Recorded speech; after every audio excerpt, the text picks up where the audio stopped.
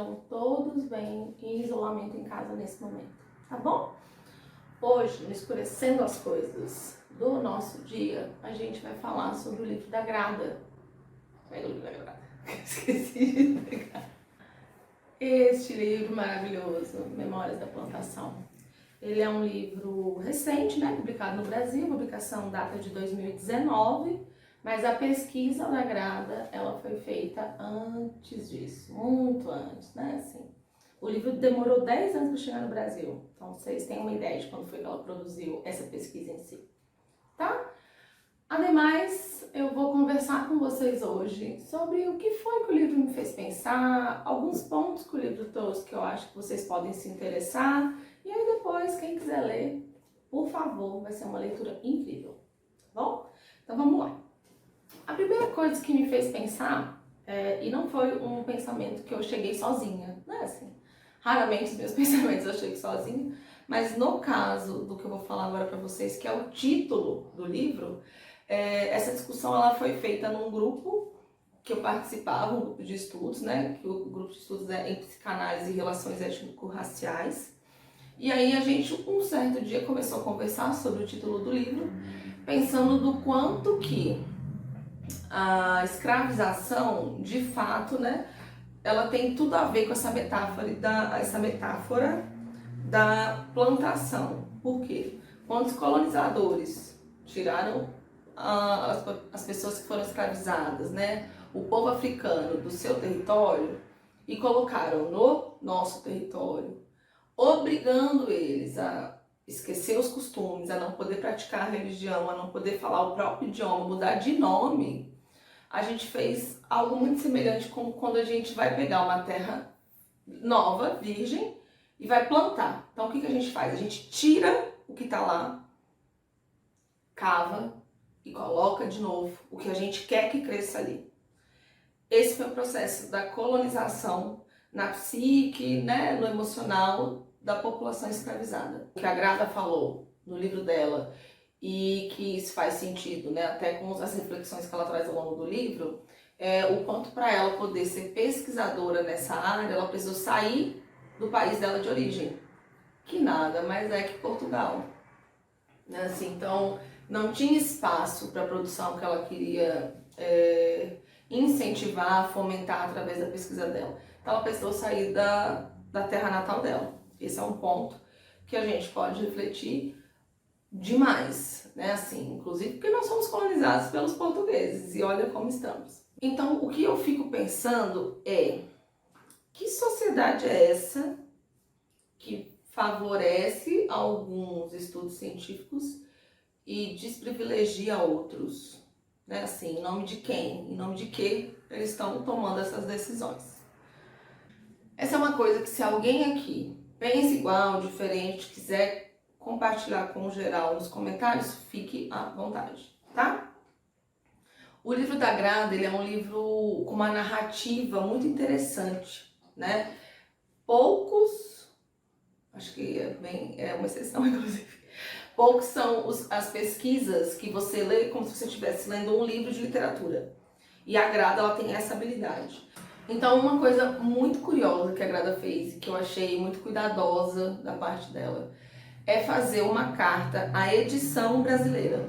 Então, ela faz uma carta, inclusive quando vocês forem ter o livro de vocês, vai estar assim, ó, Carta da autora à edição brasileira, em que ela vai discorrendo e mostrando pra gente, através de exemplos, o quanto que a nossa língua falada, escrita, ela se organizou e se consolidou racista. Então ela vai usando termos, explicando a origem desses termos, o uso deles ao longo do tempo e por que na escrita dela ela não faz uso dessas nomenclaturas, não faz uso dessas palavras. E isso, por si só, é uma postura ideológica e um ato político, né? Então, isso já mostra pra gente qual é o caminho que o livro vai percorrer. Um dos primeiros capítulos da Grada, ela usa uma foto bem famosa, que é a foto da Anastácia, né? Em que ela tá com a boca calada, ela tá com uma máscara que impede ela de falar. E aí, a Grada vai fazendo uma reflexão do que é que essa foto, essa postura do colonizador, o que é que ela quer dizer.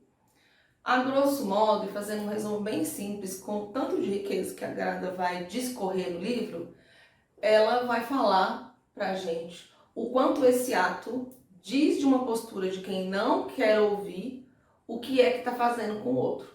Não quer ouvir o que o outro tem a dizer e não quer ouvir o que o outro tem a dizer sobre o que sente daquilo que é feito com ele por essas pessoas. E isso é poderoso, né? As palavras, elas são tão poderosas que durante a escravização, essa máscara é uma das formas de calar física, emocional e psiquicamente essas pessoas, a sujeitar esses indivíduos. Porque quando a gente fala, a gente se torna sujeito. Se a gente não tem onde falar, se a gente não consegue falar, a gente não consegue se constituir como sujeito. Então era uma forma de inviabilizar qualquer traço de individualidade naquele sujeito, naquele indivíduo escravizado. E a gente não teria chegado a essa reflexão se a gente não tivesse se aproximado da leitura que a Grada trouxe com a gente nesse livro. Então, hoje eu vou explicar um pouquinho melhor. No livro ela faz algumas descrições bastante semelhantes quando o professor doutor Silvio de Almeida, tá? Não teve muita diferença não, mas ela também conseguiu aprofundar numa discussão em que ela coloca que o racismo é a união, é o casamento perfeito entre o preconceito e o poder. E quem é o agente de preconceito e quem detém o poder é a branquitude. Então é uma tecnologia de poder utilizada pela branquitude em favor dos seus, em detrimento das escolhas, dos avanços dos corpos racializados. Tá? Isso é muito importante da gente lembrar, porque a Grada traz reflexões importantes nesse sentido, inclusive até para conceituar.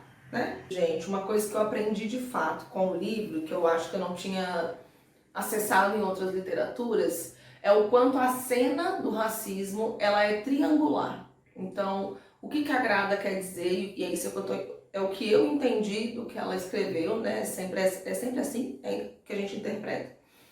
Ela fala que uma cena de racismo ela é triangular, por quê? Porque tem a pessoa branca, que é agente do racismo, a pessoa racializada, que é quem sofre o racismo, e o público. Porque sem o público, a cena do racismo, ela não se constitui. Então é sempre um corpo, é sempre algum representante da branquitude que faz uma cena de racismo com um corpo racializado e que precisa do amparo e do apoio de um público para validar essa situação. Se eu não me engano, ela usa o exemplo de uma criança, ela usa o exemplo de uma das pesquisadas, viram para ela e falam, eu tinha uma boneca do lado da casa que eu morava, que minha vizinha tinha, uma boneca negra, e aquilo sempre me incomodou. E um dia eu fui falar com ela, virei para ela e falei assim, olha aqui, você precisa tirar essa boneca do lugar, isso aí é extremamente desrespeitoso, você está usando de um objeto, corpos que existem, que estão aí circulando, e a vizinha dela virou para ela e falou assim, não sei do que você está reclamando, eu tenho um amigo que é cubano e ele acha maravilhoso. Então é quando a pessoa que personifica a branquitude traz um público para validar a cena de racismo que ela está constituindo. Gente, outro exemplo. No capítulo mesmo do livro, se eu não estiver enganada, ou pode ser em alguma parte do livro, que isso acontece também quando eu leio há muito tempo, ela usa um exemplo, né? Uma das participantes da pesquisa narra uma cena, se eu não me engano, é a cena que ela usa para começar a conversar sobre o racismo e sobre essa triangulação. Como que é a cena? Tem um casal de namorados, um casal interracial, um homem branco e uma mulher negra, eles estão no café conversando. E aí o cara dá uma risada, ela fala, o que você tá rindo? Aí ele, lembrei de uma piada. Ele era músico, então ela achou que era alguma piada meio machista, assim, aí ela assistiu e falou, uai, me conta. Aí ele pegou um papel, um guardanapo, desenhou 2 triângulos e um círculo. E aí ele falou, o que você tá vendo? Uai, não tô entendendo o que você tá fazendo, como assim? E aí ele descreve pra ela, né? Depois de um tempo, depois de ficar jogando com isso, de ficar, uai, mas o que você acha que é? Não, tenta descobrir. E aí, quando ela não descobre, ele fala, são 2 homens da Ku Klux Klan que acabaram de jogar um negro dentro de um buraco. E ele tá tentando sair. E aí ela se sente ameaçada. O relato dela é esse, assim, ela sente no corpo o racismo. Porque ele faz uma narrativa que insere ela nessa cena racista, ele corteja ela para ela se inserir, e depois ele faz a cena, ele mostra para ela que ele é um cara racista. E aí ela se dá conta de que relacionamento é esse que ela tá construindo com esse cara, né? Ela pode ser a pessoa negra que tá no círculo. Então, essa triangulação, ele pega um desenho, uma piada com os amigos são o público, traz para a conversa, constitui a cena de racismo. E aí, nesse momento, ele valida a fala dele, porque tem um público, esses amigos que já fizeram essa piada, e foi super engraçada. Como a gente tá vendo aqui, engraçadíssima, né? E aí ele pega e invalida a fala racista dele, com base nesse público, que são esses amigos que já fizeram essa piada junto com ele. Então a cena é triangular por conta disso. Ele pega os amigos, traz pra cena e faz ela sentir uma vivência racista.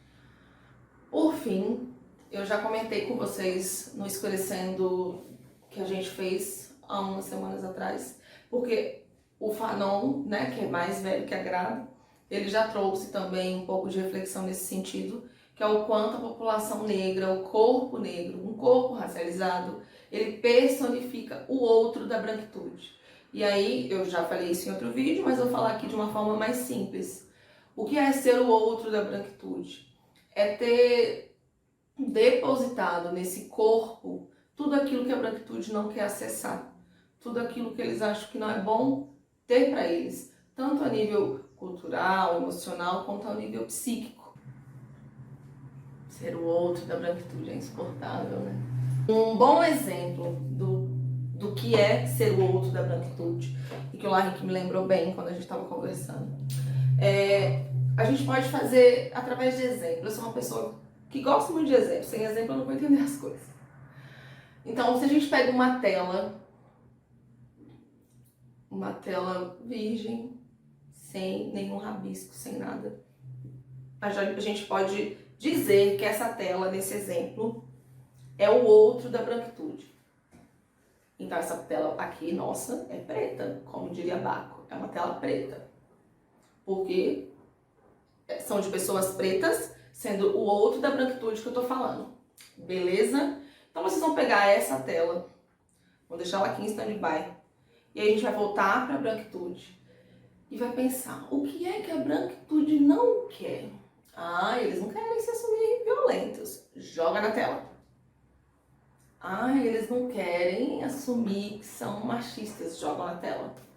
Que eles gostam de se aproveitar. Joga na tela. Que eles não gostam de trabalhar. Joga na tela. E aí eles ficam projetando. Tudo que eu não quero, eu jogo nessa tela aqui e eu falo.